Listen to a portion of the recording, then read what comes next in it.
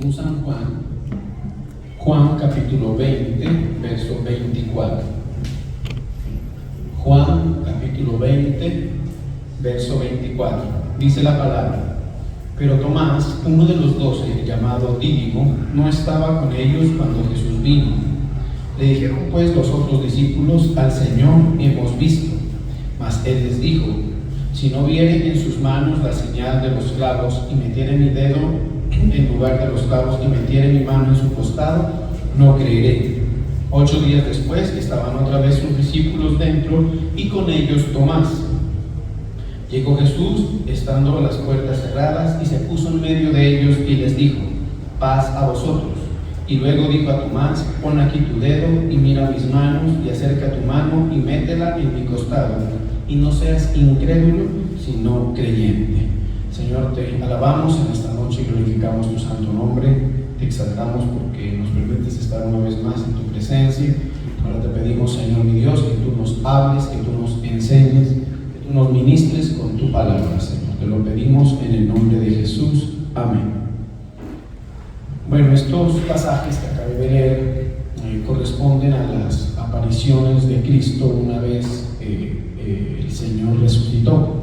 Recordemos que después de que el Señor resucitó, Él hizo una serie de apariciones y llama la atención que esas apariciones, esas presentaciones que hizo el Señor después de haber resucitado, fueron apariciones que Él las hizo exclusivamente a sus seguidores, a lo que podemos llamar la iglesia inicial, o sea, las personas que se habían vinculado a Cristo estando con Él en su ministerio. Sí, se habla de aproximadamente unas 500 personas las que estuvieron en el aposento alto, y previamente a esa última aparición hizo otras apariciones que fueron exclusivamente a este tipo de personas. O sea, ¿a qué me refiero? No a los incrédulos, no a los que en su momento no siguieron a Jesús. Fue tanto así que cuando se daba testimonio acerca de la resurrección de Cristo, pues argumentando que su cuerpo ya no estaba en la tumba, muchos de sus detractores comenzaron a decirles a sus discípulos que ellos habían robado el cuerpo. Y lo que vemos es que Jesús en ningún momento se puso a argumentar en contra de ese concepto, en contra de ese argumento que la gente comenzó a levantar en contra de lo que él experimentó, que es la resurrección. Simplemente él le dio ese privilegio de ver su manifestación de gloria, porque recordemos que esta es la manifestación gloriosa del Señor, exclusivamente a sus seguidores. Y esto ya nos permite ir entendiendo entonces lo que representa ser creyente, lo que representa ser un verdadero seguidor del Señor, que hay manifestaciones de la gloria de Dios que son exclusivamente para quienes creen en Él, para quienes le siguen a Él. ¿Estamos de acuerdo? Y entre más se fortalezca nuestra condición de seguidores de Cristo, nuestra condición de ser verdaderos creyentes, más podremos tener la experiencia de vivir las manifestaciones del poder de Dios hacia nuestras vidas. Es por eso que cuando usted se da cuenta que cuando a los incrédulos se les da testimonio acerca de las manifestaciones del poder de Dios, ellos tienen dificultades para darles crédito. Amén. Eso es muy común. Muchos piensan que no son sino falacias, que son mentiras. Muchos piensan que son fingimientos en cuanto a cualquier manifestación del poder de Dios. ¿Estamos de acuerdo? Eso lo podemos observar. Yo hace un tiempo me acuerdo que estaba viendo un programa que antes pasaba, yo no sé si lo pasan hasta ahora, donde se presentaban algunas manifestaciones del poder de Dios, sobre todo a nivel de sanidades y milagros. Y curiosamente pasó que ese día yo estaba viendo ese programa con una persona incrédula, y comenzó a expresar una serie de pensamientos que él tenía acerca de esas cosas que estaban sucediendo, que todos apuntaban a que simplemente no creía, y que por más que estuvieran ante sus ojos, para él esas manifestaciones de la gloria del Señor no decían nada. ¿Estamos? Pero lo que debemos entender es que el Señor sí hace manifestaciones de poder, y muchas veces esas manifestaciones de poder están en el nivel de lo sobrenatural, de lo milagroso, de lo extraordinario, tal y como lo vemos en referencia a la resurrección de Cristo. ¿Estamos de acuerdo? Ahí es donde uno comienza pues a entender, como les dije hace un momento, el privilegio de lo que representa ser creyente. Cuando usted es creyente, o sea, cuando usted es una persona de fe, se le abre la posibilidad de que el poder de Dios se manifieste frente a sus ojos. Y muchas veces ese poder no solamente se manifiesta frente a sus ojos, sino en beneficio de su propia vida. Los creyentes, cuando ya hemos tenido una experiencia con el Señor y hemos avanzado en una relación con Él, lo más seguro es que tengamos experiencias de ese tipo con el Señor. Experiencias donde nosotros podemos ser testigos y podemos testificar también a su vez dichas manifestaciones de poder. ¿Estoy siendo claro? El incrédulo no. El incrédulo está privado de eso, y por más que en algún momento se le quiera persuadir de que el poder de Dios es algo real, a menos que su corazón cambie frente a lo que representa ser creyente, lo más seguro es que no va a poder tener una manifestación del poder de Dios frente a sus ojos, y mucho menos a su favor. ¿Estamos? Ahora, dice la Biblia, siguiendo con el tema, es que en una de esas presentaciones o apariciones de Cristo, dice el Señor que Él apareció a sus discípulos estando ellos en casa. Eso, lo que se entiende es que los 11, junto a algunas mujeres, estaban en casa, en el lugar donde ellos, entre otras cosas, se reunieron por su seguridad, porque en aquella época también se levantó una persecución en contra de los seguidores de Cristo. Por su seguridad se reunieron en un lugar, y estando ellos ahí reunidos, dice la palabra que llegó el Señor Jesucristo y se presentó a ellos. Amén. Pues tremendo, porque ahí no solamente se confirmaba lo que el Señor había anunciado acerca de Él, sino que también, pues vuelvo y les repito, estaban siendo testigos del cumplimiento de las palabras y de las promesas de Dios. ¿Estamos? Pero dice la Biblia que cuando el Señor se presentó, Tomás, uno de ellos, llamado Dídimo, que quiere decir gemelo, sí, Tomás, no estaba, ¿sí? Llama la atención el hecho de que no haya estado en ese primer encuentro o en esa primera manifestación del Señor a sus discípulos, porque entre otras cosas, pues uno podría entender, y quizás por la misma exhortación del Señor y por lo que vemos después, uno podría considerar que Él debió estar ahí, debió estar con nosotros, 10 discípulos, porque ya Judas no estaba, lógicamente, debería estar ahí, pero no estaba. Pero ¿qué pasó? Dice que cuando Él llegó, los discípulos, a sus compañeros, le contaron, le dijeron: mira, Tomás, te contamos que hemos visto al Señor. Se cumplió lo que Él había dicho, que Él iba a resucitar, que Él iba a levantarse después de 3 días. Y la respuesta de Tomás fue pues muy antagónica a lo que se pudo haber esperado precisamente de un discípulo, para que entendamos que el hecho de que nosotros seamos seguidores y aún discípulos no significa que hemos alcanzado los niveles en la condición espiritual que generalmente el Señor requiere para llevar a cabo en nuestras vidas sus planes. ¿Estamos? Porque dice la Biblia que la respuesta de Tomás es que simplemente si él no miraba las señales de los clavos en sus manos, la herida en su costado, simplemente se negó a creer. Dice: y si no meto, ahí lo dice claramente, no creeré en nada de lo que me dicen. O sea, se cerró de una forma muy fuerte. No cree en nada de lo que me dicen, a menos que lo que les acabo de decir, meta mi dedo en sus manos y en su herida, ponga mi mano en la herida de su costado. Llama mucho la atención la forma en la que él se cierra, porque entendamos, fue un discípulo que juntamente con los otros recibió las palabras previamente a todos estos eventos. Pues él estuvo 3 años con el Señor, siendo edificado, siendo instruido, y no solamente eso, sino siendo estimulado en su fe a partir de muchas señales y prodigios que el Señor hizo cuando estuvo en vida. ¿Estamos de acuerdo? Pero ni eso le sirvió para entender que lo que el Señor había dicho se había cumplido, y simplemente dijo: pues no voy a creer nada de eso. Lo que podemos entender es que cuando Él dice que si no meto mi mano en las señales, en las marcas de los clavos, sino tocar yo la herida, lo que Él estaba esperando era un argumento racional que justifique su acto de fe. Eso es algo Muchas personas a veces esperan para poder disponerse a vivir la vida de fe, y es que esperan encontrar argumentos y justificaciones en su raciocinio, en su razonamiento, para disponerse a creer. Y pues generalmente esas justificaciones al razonamiento se alcanzan en la vida de las personas por lo que le muestran sus ojos, o sea, lo que sus ojos les permiten ver. Tenemos en cuenta lo siguiente, y es que la fe, recordemos que se mueve en un concepto totalmente distante de ello, y es que la fe se manifiesta precisamente en contra de todo lo que nosotros vemos.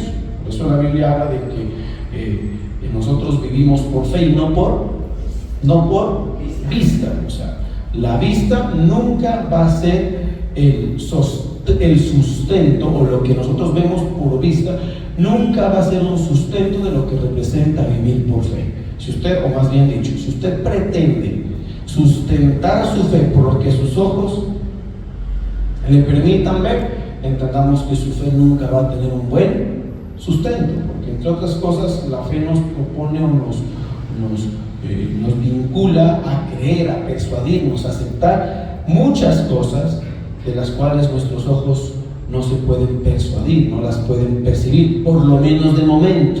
Amén. Amén. ¿Estoy siendo claro en eso, sí o no? ¿Sí? O sea, la fe, entre otras cosas, no puede tener como sustento lo que sus ojos le dicen, porque a veces la fe nos dispone o nos propone cosas que por el momento no existen ni siquiera, ¿sí?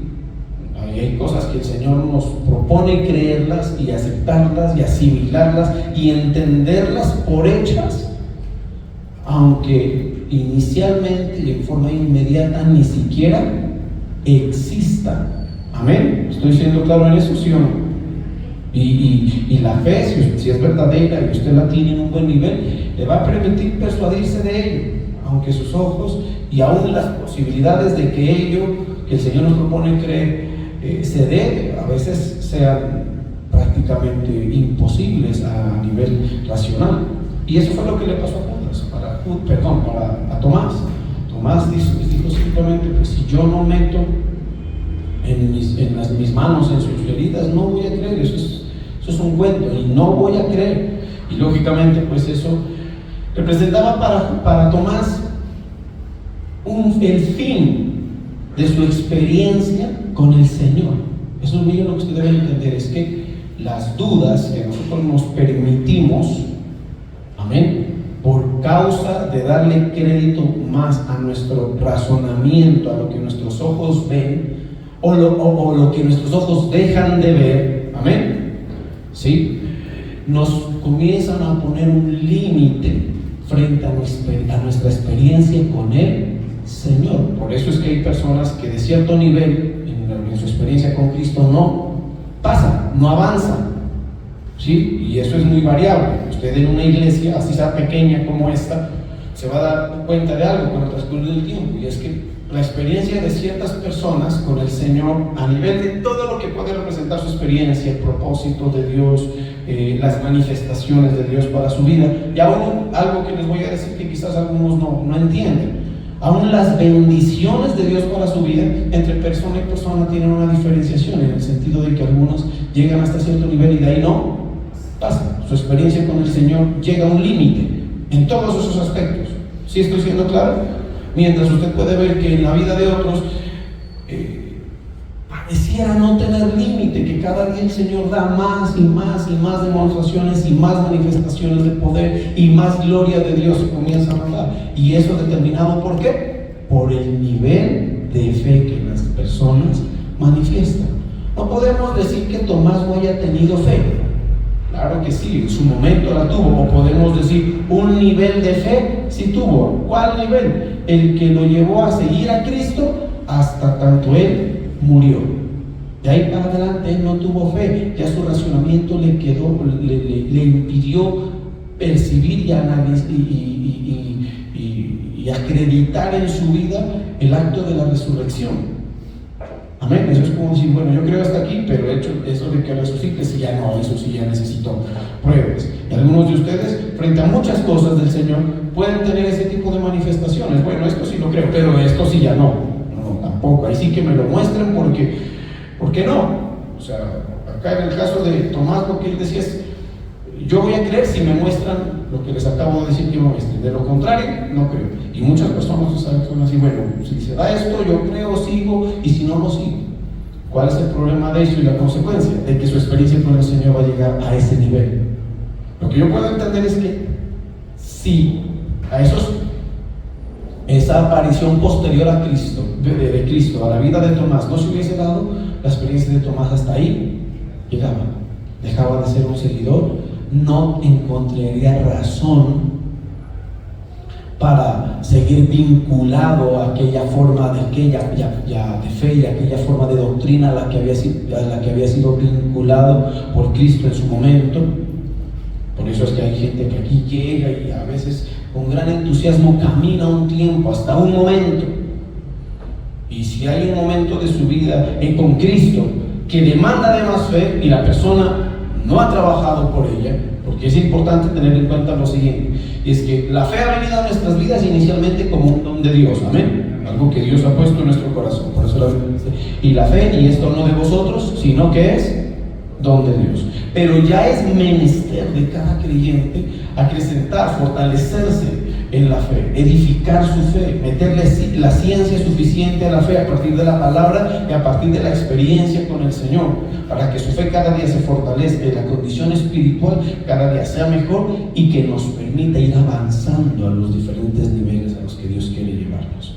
Aquí encontramos que el Señor ya quería llevar a estos hombres y a la iglesia en general a un nivel muchísimo mayor que el que habían alcanzado durante el tiempo que el Señor Jesucristo estuvo aquí en la tierra. Prácticamente aquí se le daba origen a lo que nosotros conocemos con la iglesia de Cristo y comenzaba la expansión del Evangelio y a ejecutarse para la humanidad. Póngame atención, para que entendamos que los planes del Señor trascienden mucho más de lo que nosotros esperamos o a veces pensamos. ¿Estamos?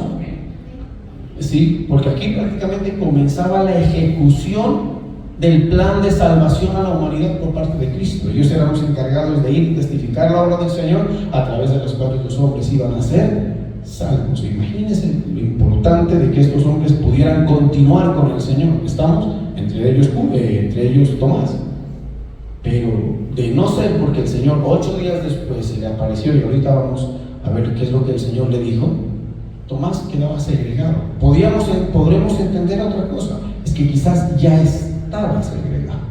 Ahí es donde viene a cobrar importancia eso que dice el pasaje al principio, que Tomás no estaba con ellos. Porque podrían decirse, es que varios no estaban, pero que de los 11, solamente uno, y eso hablando exclusivamente de los 11 apóstoles, porque había otras personas ahí también, pero de los 12 o de los 11, que solamente uno no esté, llama la atención. Eso significa que había una convocatoria en la cual seguramente, ¿qué pasa? Tomás debía estar. ¿Sí estoy siendo claro? ¿Estoy siendo claro, hermanos, o no? ¿Sí? Había una convocatoria en la cual debía Tomás estar, y eso es bien importante que usted lo tenga en cuenta. A usted el Señor la ha convocado, ¿sí?, para que esté presente en los momentos determinantes. Le voy a decir para qué. Para el crecimiento, para el avance, para el fortalecimiento y el establecimiento de su fe. ¿Sí? Ahí usted tiene que identificar qué momentos. ¿Estamos? ¿Sí? Debemos identificar, ¿sí? Y le voy a decir por qué, porque seguramente usted ha tenido experiencias en su vida con el Señor donde ha llegado débil en la fe, ¿sí o no?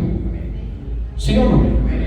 Pero Dios en su misericordia le ha dado un momento crucial en que esos faltantes en la fe han sido suplidos, han sido suplementados por el Señor a través de una palabra, a través de una manifestación, a través de una exhortación. A mí me ha pasado en cantidad muy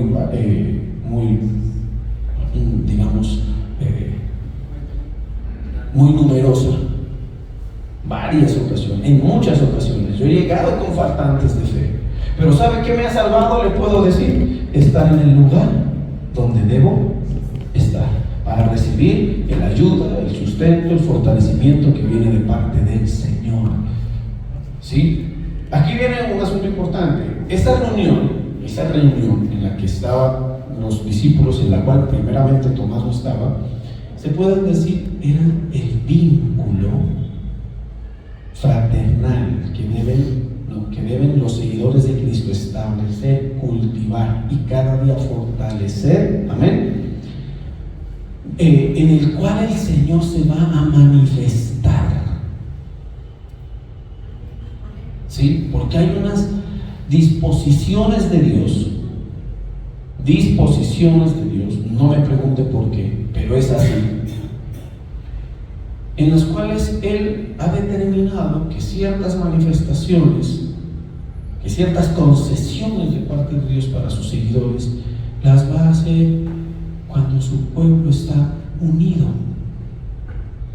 cuando su pueblo está reunido, cuando su pueblo está vinculado. De eso hay sustento bíblico, donde dos o más están reunidos en su nombre. ¿Qué dice la Biblia?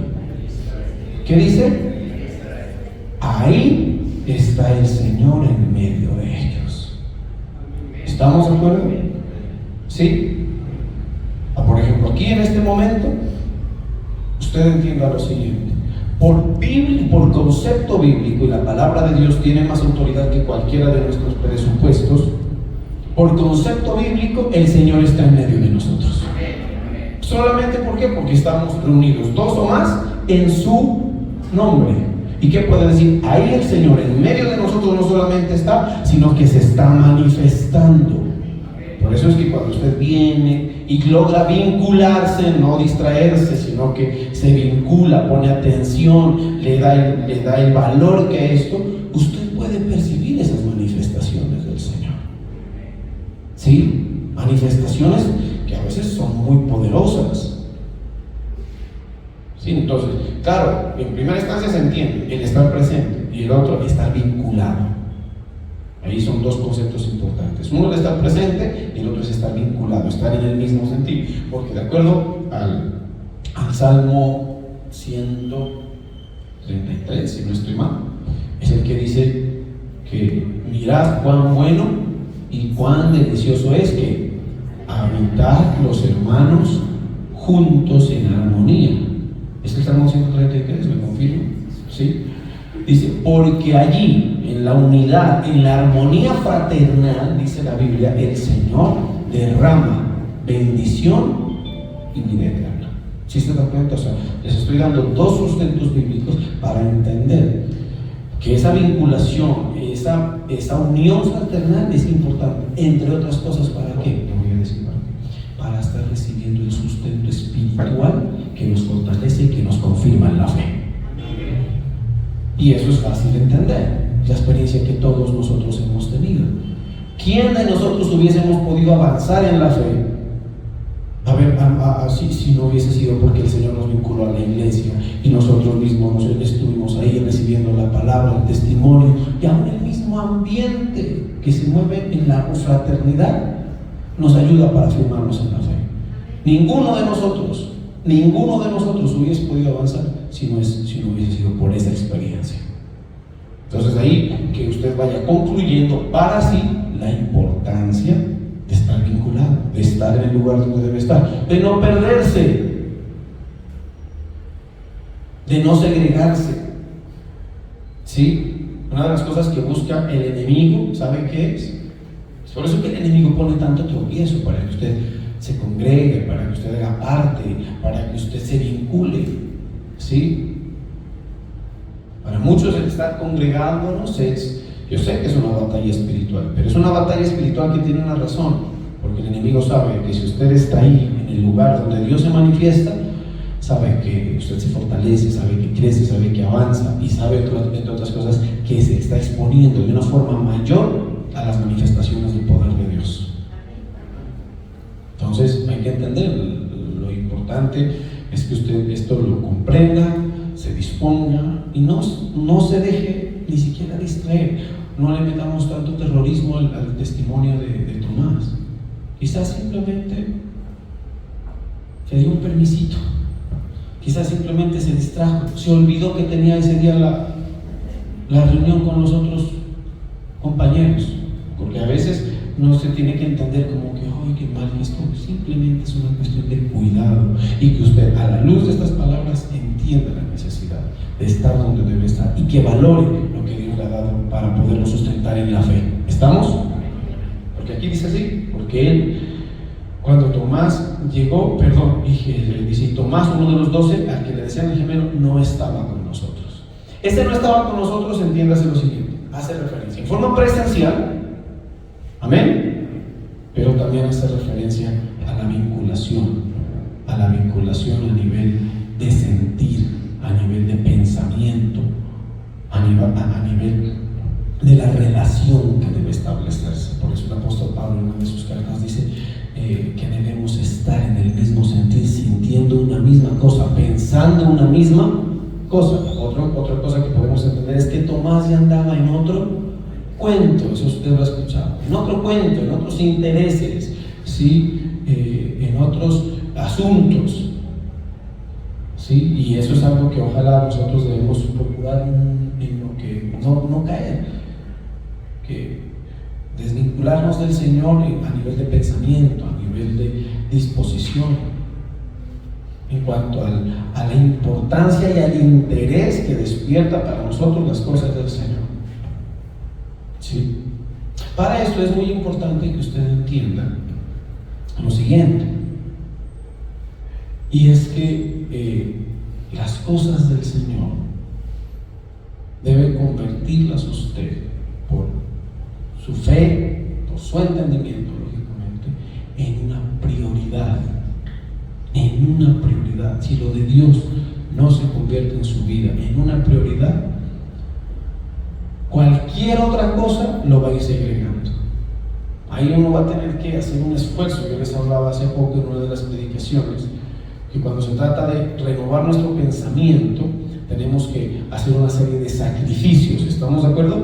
Sí, hablando de ahí del versículo de Romanos 12, que lo estudiamos hace unas pocas reuniones, donde les decíamos que debemos presentar nuestro cuerpo en un sacrificio vivo, santo, agradable a Dios, que es nuestro culto racional, y que de ahí será renovado nuestro entendimiento. El establecer esa prioridad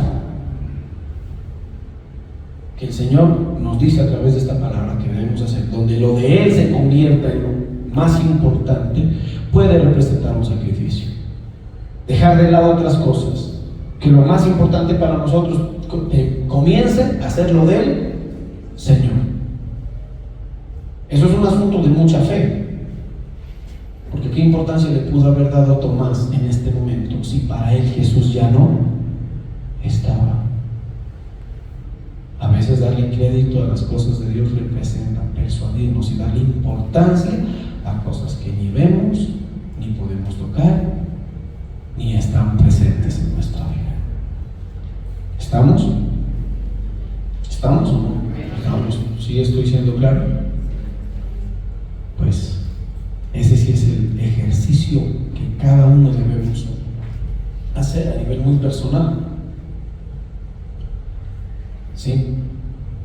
Que trae muy gratos resultados, ¿sí? Trae muy buenos resultados, porque entre otras cosas, pues eso nos permite mantenernos vigentes en nuestra fe. Entonces le dijeron, pues los otros discípulos al Señor hemos visto, y les dijo, bueno, ya sabemos. 8 días después estaban otra vez sus discípulos dentro y Tomás con ellos. Llegó Jesús estando las puertas cerradas y se puso en medio de ellos y les dijo, pasa a vosotros. Y le dijo a Tomás, pon aquí tu dedo y mira mis manos, y acerca tu mano y métela en mi costado, y no seas incrédulo sino creyente. Tengamos en cuenta lo siguiente para ir finalizando, que va a haber un momento de nuestras vidas donde todo aquello que hemos creído o no, lo comprobemos. ¿Sí fui claro hoy o no? Parece que no. Va a haber un momento en nuestra vida en que todo aquello que tú te has negado a creer, tu razonamiento, ¿sí? Va a haber un momento en que el Señor te llame y te muestre que todo eso era una verdad. ¿Sí me estoy haciendo entender ahora? Y si lo has creído, pues también. Pero la ventaja es que si lo has creído, serás galardonado, serás bienaventurado. En cambio, si no lo has creído, no. El ejemplo más común de ello es el infierno. ¿Cuántos no creen en el infierno? Y dicen, eso es puro cuento, eso es mentiras, y esto está bien.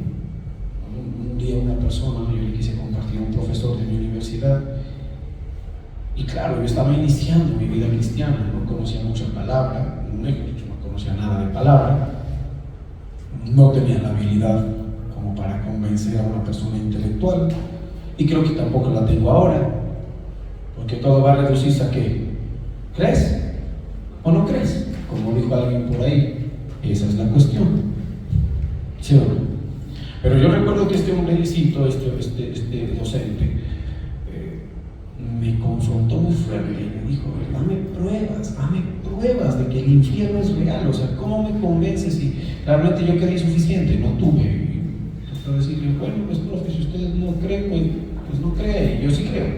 Yo me fui, salí de la oficina con la conciencia de que él en su mente se quedó creyendo que yo era un tonto, de que me habían lavado el cerebro, de que qué bobito este muchacho, como, ¿sí? Pero después de que llegué a la casa, yo me encontré un verso que dice, allí será el lloro y el crujir de dientes. O sea, va a haber un día en que eso que él no creyó, lo vea y lo experimente y le toque convencerse de eso, así no quiera. ¿Me estoy haciendo entender o no? Así es. Para Tomás, gloria a Dios. Mire, el Señor me ayudó. Tomás con misericordia. Eso es común ver cómo el Señor nos estimula, nos ayuda en la fe. Es paciente. La Biblia dice que Él es paciente, esperando a que recurramos al arrepentimiento. ¿Estamos de acuerdo? Y aquí el Señor le dijo, date cuenta que lo que yo te estoy diciendo y lo que te están anunciando, porque aquí viene un asunto. Tomás no creyó lo que el Señor le había dicho. Uno, lo que ya estaba escrito se puede decir acerca de Jesús. Un punto. Ahí póngame atención a eso que lo voy a decir. Tomás no creyó a lo que Jesús anunció y lo que aún de él ya estaba escrito. Y dos, no anunció y no creyó a los que le llevaron la noticia. Por eso es que la Biblia dice, creed a mis profetas. ¿Amén? Yo, si a mí se me aparece el Señor, yo creo, pero a ese pastor no le creo. ¿Qué te puedo decir? A veces lo único que tienes para elegir ser creyente, palabras del profeta. La Biblia dice, creed a sus profetas y seréis prosperados. Tomás no le creyó. Mire que primero llegó María Magdalena, que fue la primera que llegó, ¿sí?, al sepulcro del primer día, después del primer día de la semana, como sabemos, fue la primera que se levantó y fue a ver y se encontró con que el cuerpo de Jesús no estaba, y ya sabemos que se le aparecieron dos ángeles y posteriormente vio al Señor, les notificó a los apóstoles, creo que a Pedro, y ese Pedro también fue corriendo, él creyó, ¿sí? Y después se le presentó, pero no les creyó, ¿sí? O sea que el argumento de que al pastor o al que me anuncia la buena nueva del Señor no le creo, pero si se apareciera el Señor, sí, eso es un argumento que no es válido. El que decide ser incrédulo, así se aparezca el mismo Señor, no le van a creer, porque la fe en este caso es una elección personal. Que el Señor nos ayuda, nos estimula, está bien. Ya le estuve diciendo hace un momento qué cosas hace el Señor para ayudarnos en ese sentido, vincularnos, meternos en un contexto, en un ambiente. Qué bueno que es estar en este ambiente, ¿sabe? ¿Sí? Qué bueno que es estar en este ambiente. Qué bendición que es estar aquí usted y yo. Qué bendición es que usted, el Señor, le dé la oportunidad de estar aquí. Voy a decir una cosa, inclusive en contra de su propia voluntad. Porque yo sé que muchas veces llegamos aquí sin querer, ¿sí o no? Pero qué bueno que Dios te da la palabra, te ayuda y te dice, mira, no sé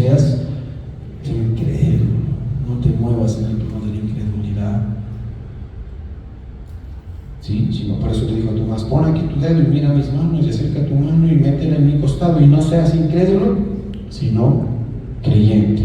En el 29 Jesús le dijo: porque me has visto, Tomás, creíste. Lo ideal no es creer por haber visto. Él ya dejó un testimonio de que era un incrédulo. Por eso, bienaventurados los que no vieron y creyeron. Entre menos tú veas aquello que te propone la fe creer, más crédito y más valor tiene la fe que tú manifiestas y que tú tienes. Amén. El bienaventurado significa dichoso, significa ganador. O sea, que la fe que te permite a ti ser un dichoso, un ganador, un bendecido, un bienaventurado, es aquella fe que no tiene sustento en absoluto en lo que tú ves, ni en lo que tu corazón te dice. Qué bueno que en ese sentido les recomiendo, haga actos de fe que tengan esa connotación, obras de fe que tengan ese sustento de vida, digamos, ese concepto espiritual. ¿Sí estoy siendo claro? Haga obras de fe, porque esto te va a permitir a ti escalar y llegar a niveles en los cuales el Señor va entendiendo, yo no conozco, pero vamos dejando el testimonio acerca de que nuestra fe es verdadera. Es que a veces, en contra de todo presupuesto, estamos en la posibilidad de creer y de persuadirnos de lo que el Señor nos dice, de que le creemos a Él, de que confiamos en Él, de que no hemos dudado de Él. Algo que un día me dijeron: si hay algo que al Señor le agrada, es que nosotros demos testimonio de que nosotros de Él estamos plenamente seguros, de que nosotros de Él estemos plenamente convencidos. Eso es lo más importante. Por eso es bueno, entre otras cosas, que en su vida usted tenga retos de fe. Si usted está viviendo en este momento algo que lo está retando en su fe, procure cumplir ese reto, alcanzar ese reto, demostrar al Señor que sí cree, pero tengo todo en contra. Mejor, ahí voy a seguir creyendo. Ahí la fe adquiere peso, adquiere valor y te permite a ti dar el testimonio de que eres un verdadero creyente. Y no solamente eso, sino que lo que le dije al principio, no ponerle ese techo a la obra, a la experiencia suya con el Señor, no ponerle ese límite, no ponerle esa traba en su avance. ¿Estamos? Sino que la dinámica en la relación que el Señor tiene dispuesto para usted se vaya desarrollando cada vez más y el plan de Dios para su vida se vaya perfeccionando.